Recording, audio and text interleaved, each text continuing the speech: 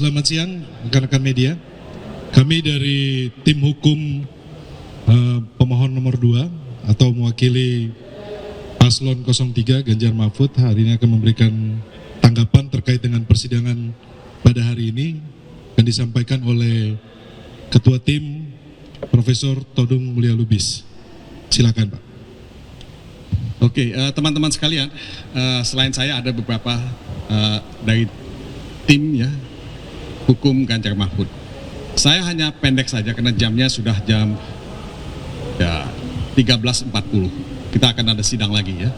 Nah, dari beberapa hari sidang, satu isu yang paling menonjol ke depan adalah kewenangan MK dalam menangani sengketa Pilpres. Kutubnya ada dua. Kutub pertama selalu fokus pada kewenangan MK yang sempit dalam konteks penghitungan suara, perbedaan perolehan penghitungan suara. Nah, kami menolak ya argumentasi itu. Kenapa? Karena proses Pilpres, pemilu itu tidak bisa dipisahkan dari proses pra pencoblosan, ya, pencoblosan dan pasca pencoblosan. Oleh sebab itu, kami meminta Mahkamah Konstitusi melihat itu secara holistik.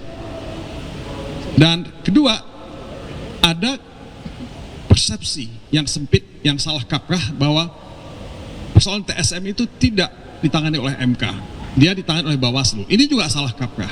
Kami tetap melihat bahwa persoalan TSM itu merupakan bagian dari kewenangan MK.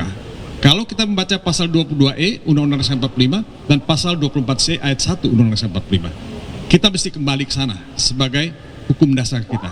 Nah, saudara-saudara, ya, dalam konteks ini tadi ada ahli yang menjelaskan dan memaksakan ya, proses pembuktian pidana dalam proses pembuktian sengketa Pilpres. Menurut saya itu persepsi dan imposisi pemaksaan yang keliru, yang salah ya. Dan ini diakui sebetulnya juga oleh Ketua Majelis. Karena Ketua Majelis sudah mengatakan bahwa ya tidak mungkin ya imposisi pembuktian pidana itu dilakukan dalam proses sengketa Pilpres ini.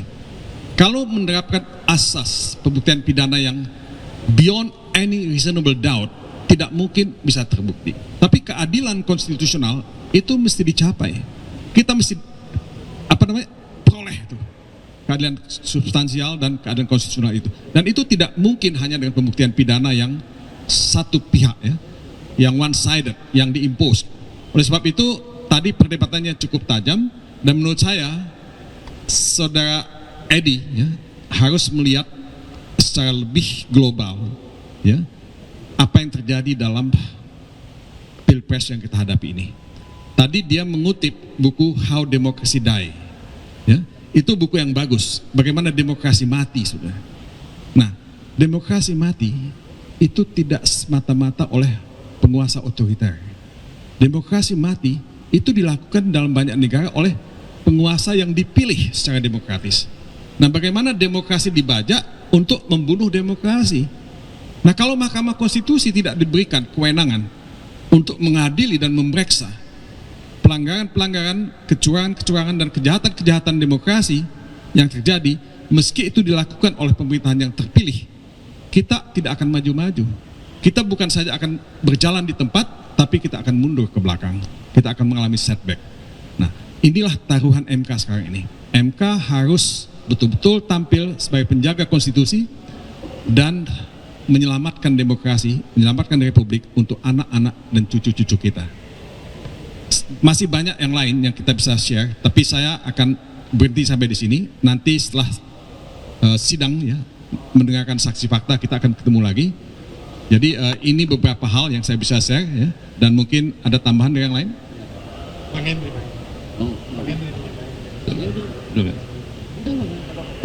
Oke. Tadi mereka sudah mengajukan ahli ya dan ada saksi faktual. Sejauh ini saksi-saksi dan ahli yang mereka ajukan tidak dapat mematahkan keterangan dari ahli serta saksi faktual yang kami ajukan. Itu satu. Yang kedua, dari saksi-saksi dan ahli yang kami ajukan, kami sudah bisa membuktikan seluruh dalil yang kami sampaikan di dalam permohonan. Itu aja, terima kasih. Saya mau nambahkan apa yang dikemukakan Pak Tudung tadi terkait dengan perdebatan soal kewenangan MK dalam sidang kali ini terkait khususnya tentang DSM.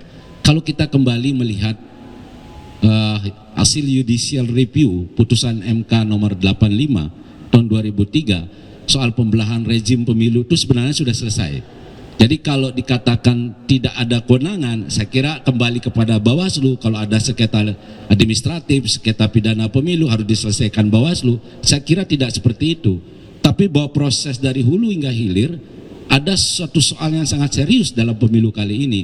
Makanya kita ini sebenarnya bagaimana meyakinkan mahkamah tidak soal kewenangan yang harus diperdebatkan, tetapi bagaimana membuktikan dalil-dalil yang kami dalilkan di dalam permohonan kami. Dan alhamdulillah kita bisa sampai hari ini cukup memberikan terang benderang penjelasan soal berbagai fakta dan keterangan para ahli. Saya kira itu.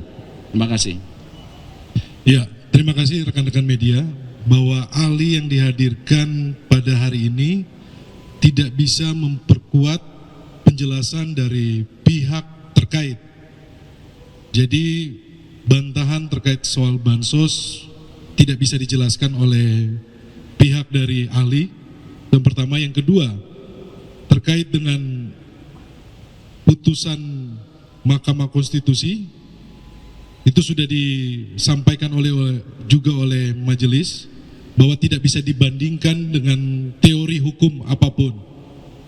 Kemudian kalau kita bicara soal ilmu pemerintahan, tadi ahli juga menjelaskan secara jelas bahwa adanya terjadi netralitas dan itu secara terang benderang. Ini sesuai dengan permohonan kami 03. Pelanggaran netralitas.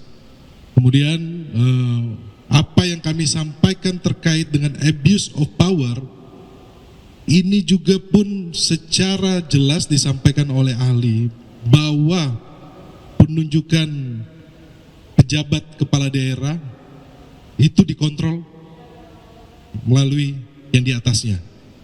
Dan kami juga sempat menanyakan terkait dengan PJ kepala daerah yang ada di Jawa Tengah yang indikasinya menjemput 02 menggunakan atribut 02 yang tetapi tidak diproses oleh Bawaslu dan secara terang benderang tetapi tidak dilanjutkan oleh Bawaslu, tetapi kontradiktif ketika banyaknya ASN yang di tingkatan yang di bawah yang dikenakan sanksi. Ini menunjukkan bahwa ada relasi kuasa, ada perintah dari atas ke bawah, tetapi perintah yang memerintah dari level atas tidak dikenakan sanksi, tetapi di lapisan bawahnya banyak yang terkena sanksi. Ini bisa menggambarkan terkait dengan permohonan kami mengenai netralitas dan abuse of power, nepotisme yang melahirkan abuse of power yang secara terkoordinir.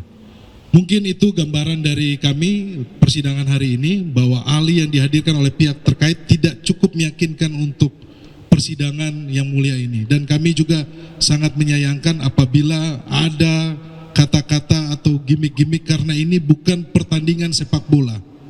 Ini adalah pertaruhan masa depan bangsa Indonesia yang kita berharap bahwa anak cucu kita ke depannya melihat sejarah ini, bagaimana kita mempertahankan demokrasi dan konstitusi di Indonesia.